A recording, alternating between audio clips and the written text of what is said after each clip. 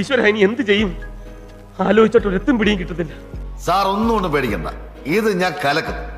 ബോച്ചയെ കേരളത്തിൽ ആരും ന്യായീകരിച്ചില്ല, നമ്മൾ ശ്രദ്ധിക്കണം. എന്റെ പൊന്നുനായിട്ട് അറിയിക്കണം. ബോച്ചെ പറഞ്ഞത് ശരിയായില്ല, ബോച്ചെ മാപ്പ് പറയണമെന്നും ഇത് പിൻവലിക്കണമെന്നുമാണ് ഞാൻ അടക്കമുള്ള ഒരുപാട് പേർ സൂചിപ്പിച്ചത്. എന്നെ കൊല്ലാതിരിക്കാൻ പറ്റുമോ?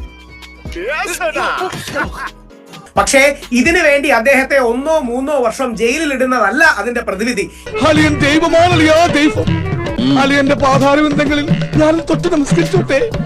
ഇതേപോലെ സിനിമകളിൽ വ്യംഗ്യാർത്ഥമുണ്ട്. ഹണി റോസിനോട് തന്നെ ലാലേട്ടനും ജയസൂര്യയും ഒക്കെ പറയുന്ന വ്യംഗ്യാർത്ഥം ഇതേ ഡയലോഗിൽ ഇതേ കോണ്ടെക്സ്റ്റിലുണ്ട്. സമൂഹ മീഡിയ എല്ലാം ഓളുടെ കൂടെ അല്ലേ നിൽക്കൂ. എല്ലാ തരത്തിലുള്ള ദ്വയാർത്ഥ പ്രയോഗങ്ങൾ മാറ്റണം. അതോടൊപ്പം ബോച്ചെ സോഷ്യൽ ഓഡിറ്റിംഗിന് വിധേയമാകുന്നത് പോലെ ഹണി റോസിന്റെ വസ്ത്രധാരണവും സോഷ്യൽ ഓഡിറ്റിന് വിധേയമാകണം. ബോച്ചയുടെ വാക്കുകൾക്ക് മാന്യത വേണമെന്ന് പറയുന്നത് പോലെ ഹണി റോസിന്റെ വസ്ത്രധാരണത്തിന് മാന്യത വേണം.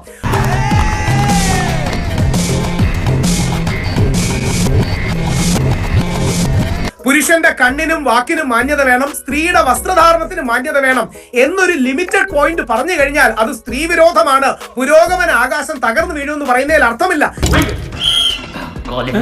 നമ്മുടെ നാട്ടിലെ പൊതുവികാരമാണ്, പൊതു സെന്റിമെന്റ്സ് ആണ്.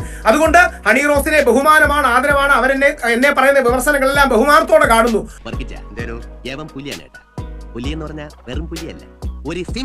പക്ഷേ ഹണി റോസ് വിമർശനം ഉൾക്കൊള്ളണം, ഹണി റോസിനെയും സോഷ്യൽ ഓഡിറ്റിന് വിധേയമാക്കണം എന്ന തിരിച്ചറിവ് നോക്ക് വേണം. താങ്ക്സ് നീ വെച്ചോ, അത് ഞാൻ പിന്നെ വാങ്ങിച്ചോളാം. ഇപ്പൊ ചെമ്പ് നല്ല പാളിഷ് ചെയ്ത് അങ്ങ് എത്തിക്കാം.